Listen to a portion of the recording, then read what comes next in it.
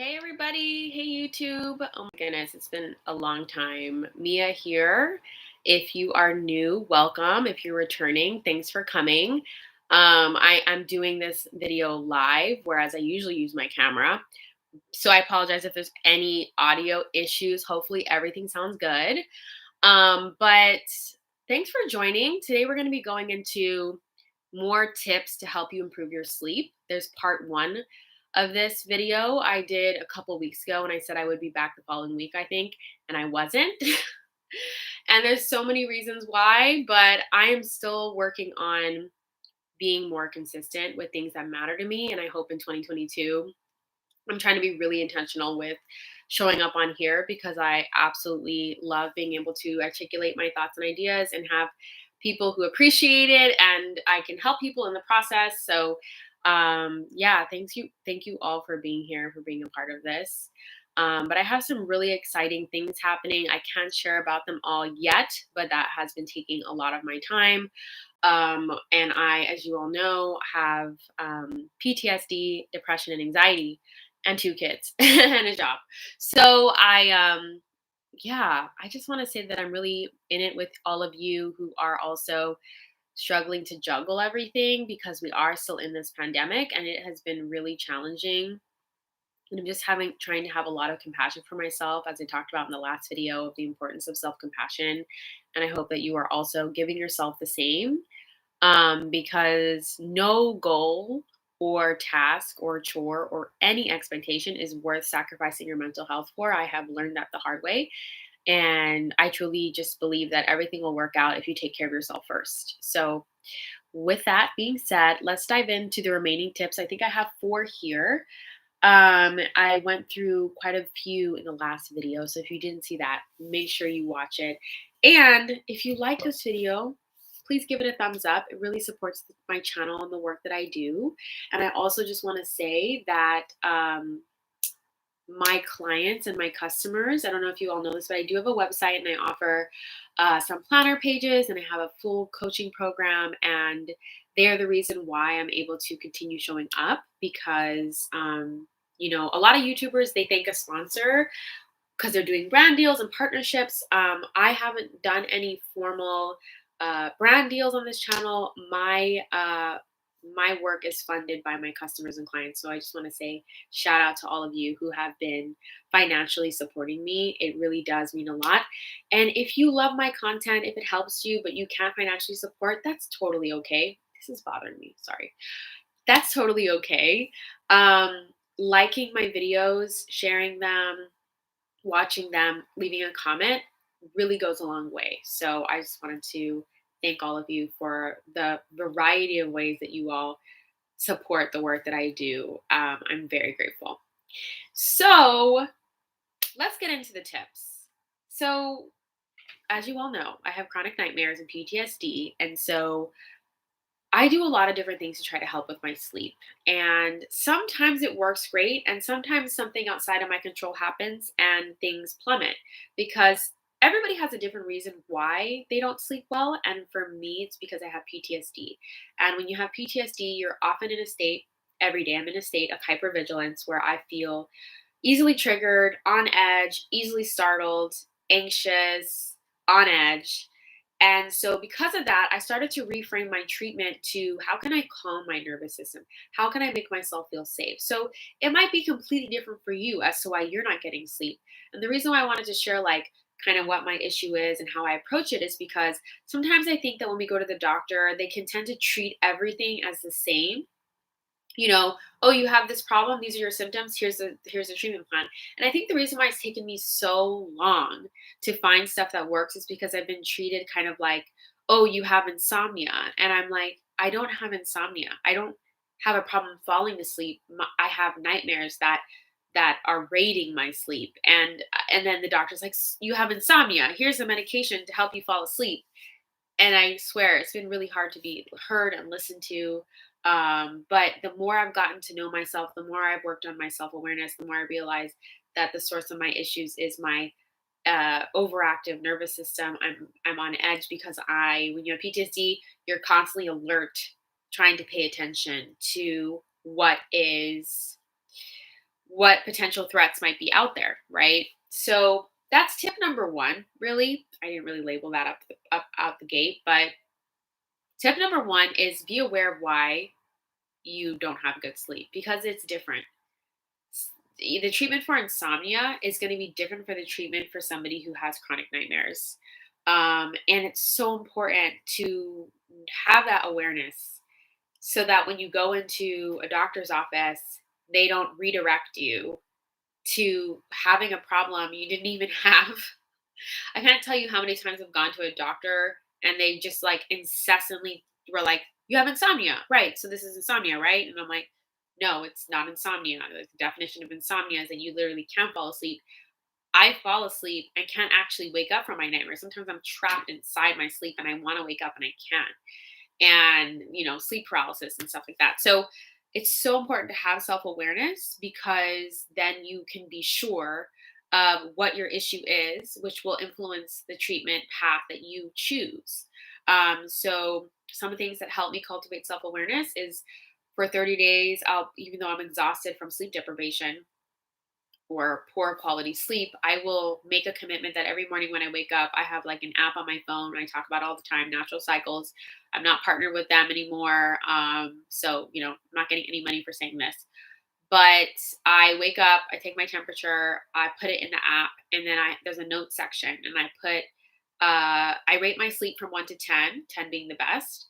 And then if I have the extra capacity, I'll try to describe. I'll be like, really vivid nightmare, felt on edge all night, sleep 2 out of 10. And that's it.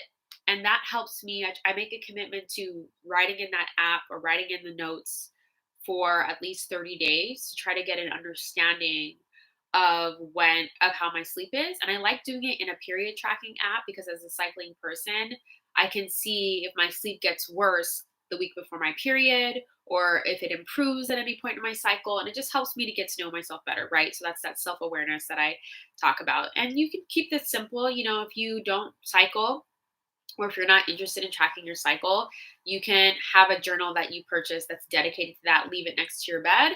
If you use your phone as an alarm, put your phone on top of the journal so that you physically touch it in the morning and it reminds you.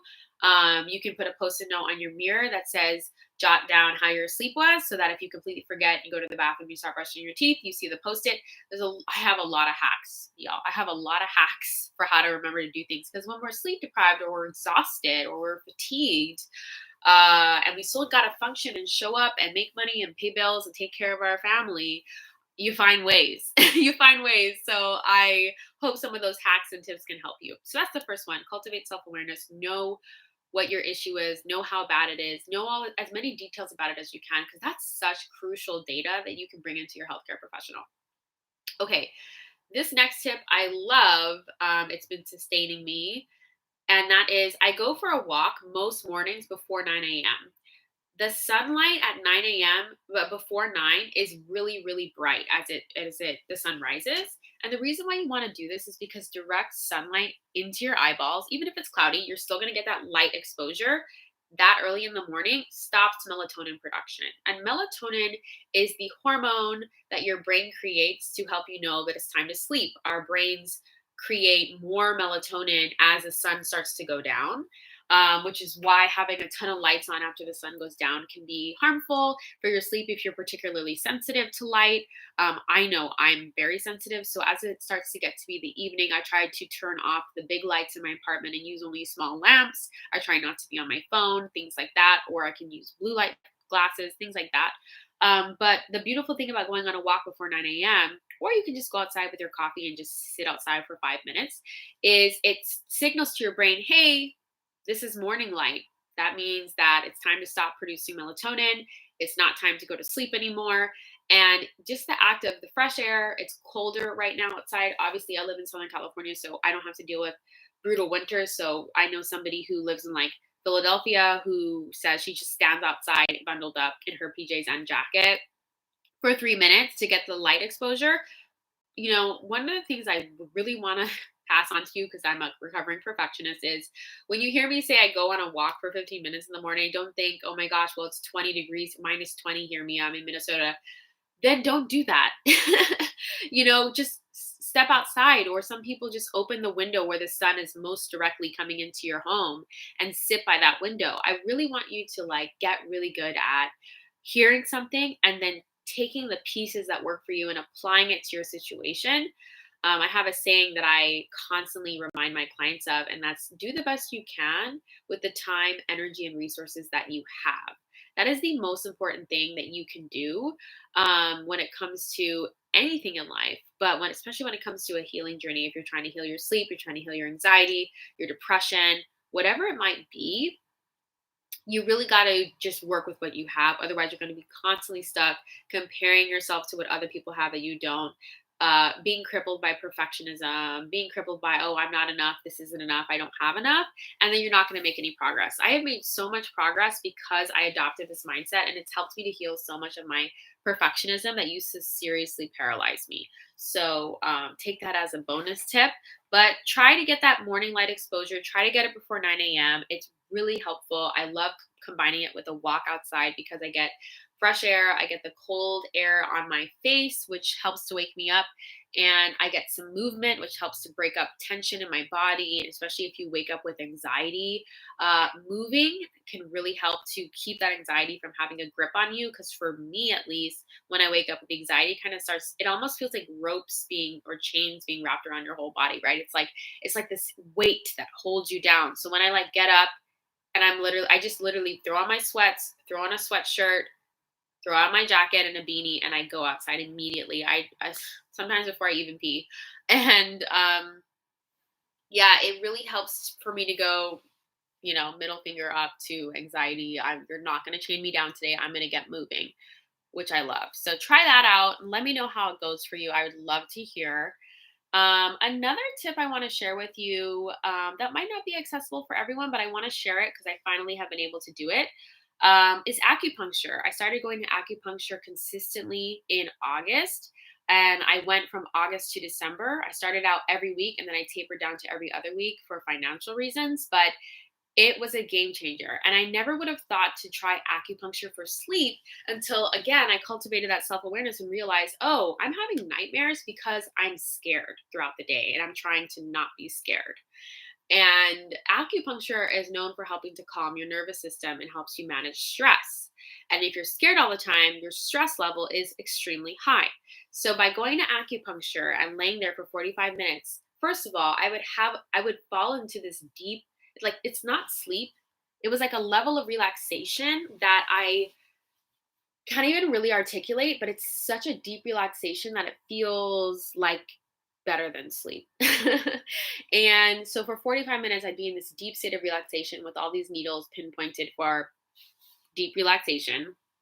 And basically, it helped to reset my nervous system. It felt like a nervous system reset. And I swear, when I was going every week, it really was helping me sleep and feel better. And I can't wait. It's one of my financial goals to be able to afford acupuncture every week.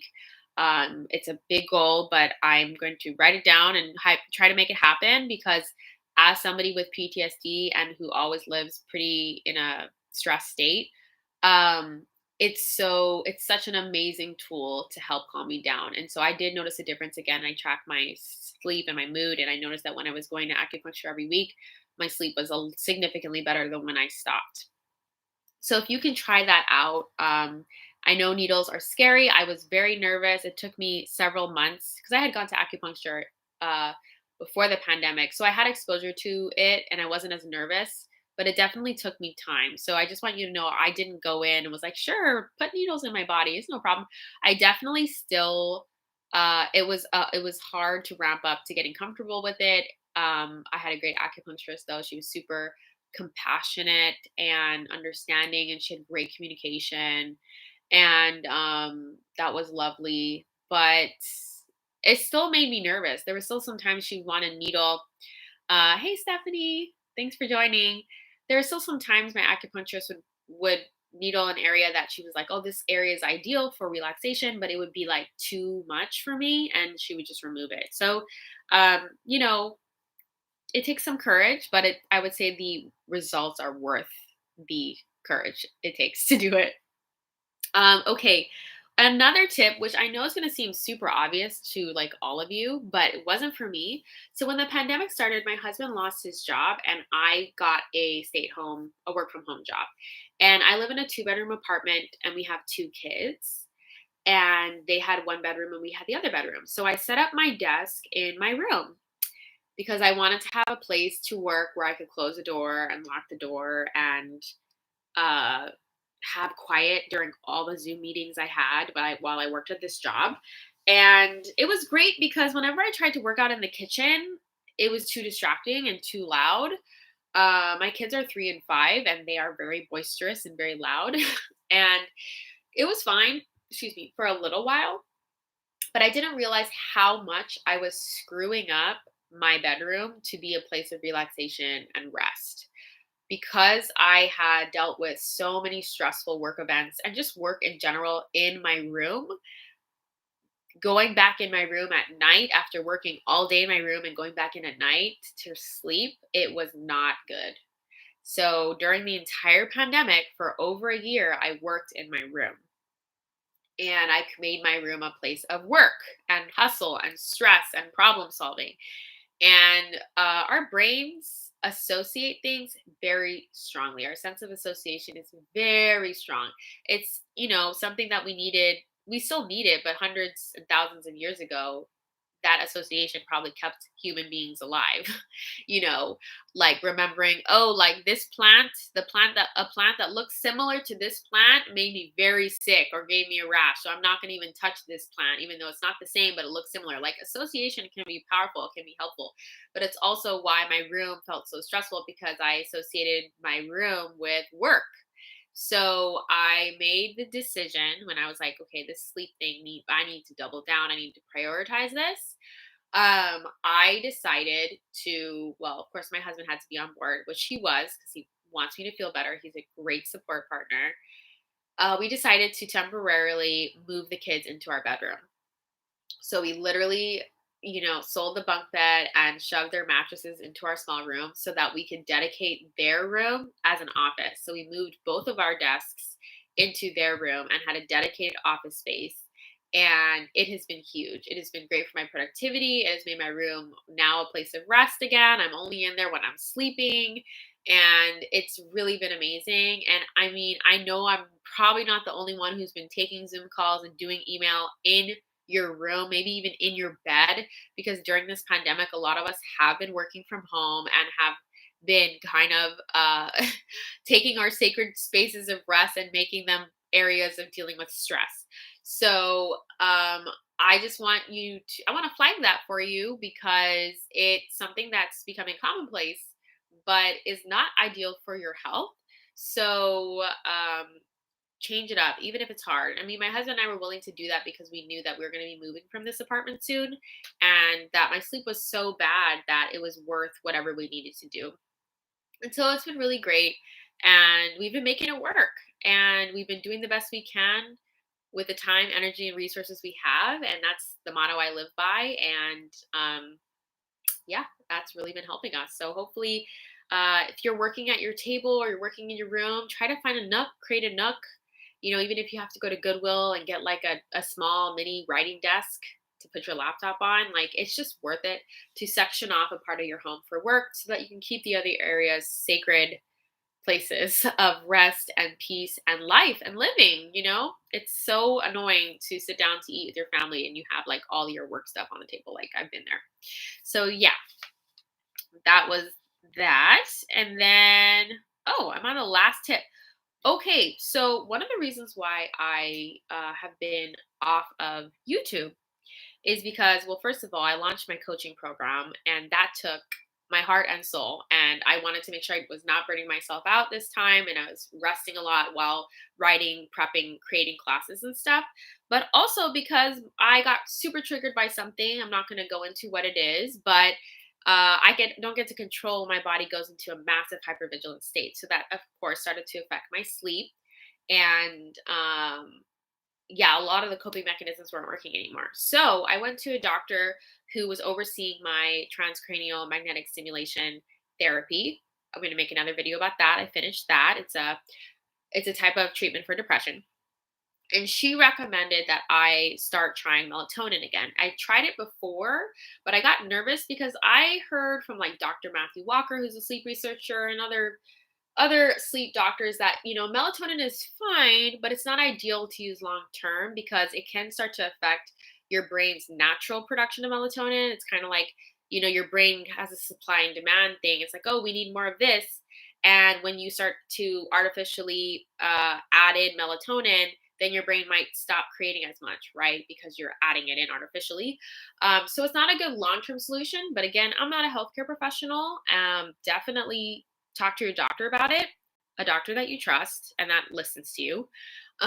But this doctor, I do trust and respect her. And she was like, you're doing so, like, you're so exhausted that you can't expect any other treatment to function if you're not sleeping. Sleep is a core pillar of mental health. If you're not sleeping, your depression treatment's not going to work, meds are not going to work, exercise is not going to work. Um, and that's why she was like, you need to get this right. So I started, she said, you could start at 1 milligram, move up to 10. Again, this is advice that was given for me personally, so don't, take my exact word for it. But I got some over the counter children's melatonin because it's dosed at 1 milligram per tablet or per gummy. And I started with 1 milligram. And just like I said, every morning I would be like, how was my sleep? Rating from 0 to 10, 10 being the best. How was it? So now I'm kind of peaking out at 8 milligrams. I found that 9 was too much. I was too groggy and unable to wake up, but 8 seems to be good. And that's why I chose the kids melatonin, because the adult melatonin is already dosed at like 10 milligrams and 15. And my doctor again said, you can start at 1 and move up to 10. And she told me to cap it at 10, don't go more than 10.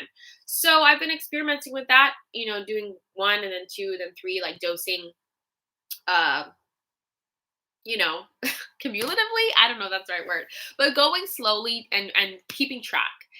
So I'm at 8 milligrams. So that's what I've been doing right now. And to be honest, I feel like my sleep is at a 5 or a 6. I used to be at a 0, and so I literally couldn't function.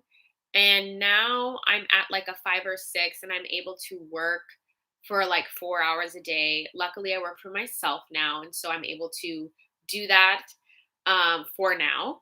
And then the other half of the day, I do other brain lower brain tasks. Like, I don't do stuff that requires a lot of creativity and energy. So I'll do dishes because that's like I can do that with my eyes closed.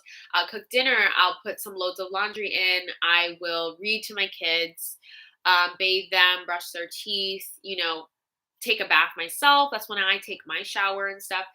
So I found a way to optimize my day around when I have the most energy and when I don't. And the melatonin has really been helping me. So try that. Start with the kids, and again, talk to your doctor before you do it because you just never know. A lot of people think, oh, it's over the counter, so it's like safe, but I've already had my bad experiences with trying over the counter stuff and thinking there's no problem and then having issues. So take supplements, take that seriously. They're just as powerful and effective to your body as a doctor prescribed medication. Okay, so I'm super glad I overcame my perfectionism of needing to use my camera, needing to edit, having to use my fancy mic, and I just showed up. I hope the sound is good because it's saying the sound is like low, but Stephanie can let me know if she can hear me well. It seems like you could. She said, I didn't know that, probably about melatonin. I don't take it anymore. Yeah, it really helps. I think if you find the right dose. But again, I don't know how it interacts with any other supplements or medications you're taking, so it's good to consult with a doctor who knows like everything in your history. All right. Well, thank you so much for making it to the end of this video. Wow, 24 minutes in. And I just want to say, if you haven't subscribed to my channel, please consider doing so. I make videos about mental health, self-care, and how to improve your self-worth. I am an abuse survivor and I have PTSD and depression, and I'm a mom. So a lot of the content I make is about how do I thrive and live well with all of those things going on. And I also just wanted to announce again that my coaching program is open. It's called the No Longer Last Journey. And if you are looking to improve your self worth, your confidence, your self love, and your self care practices, I am the person to go to for that because I have 8 years of lived experience actually doing that for myself. And it's a lot more than just tips and hacks. I do a lot of mindset work with my clients and helping them cultivate that self awareness that's so needed in order for you to know specifically for you what's getting in the way. Because sometimes it's a resource issue, but a lot of times it's something rooted in your childhood that maybe makes you feel like you're not worthy of what you need, or you're not allowed to ask for what you want, or you're a burden for having wants and needs. And I help you work through that too. So if you're interested in learning more, I will put a link in the description, or you can go to miahemstad.com/no longer last to learn all about it. But yeah, thank you so much for watching this video. Thanks for hanging with me, and I will see you next time. Bye.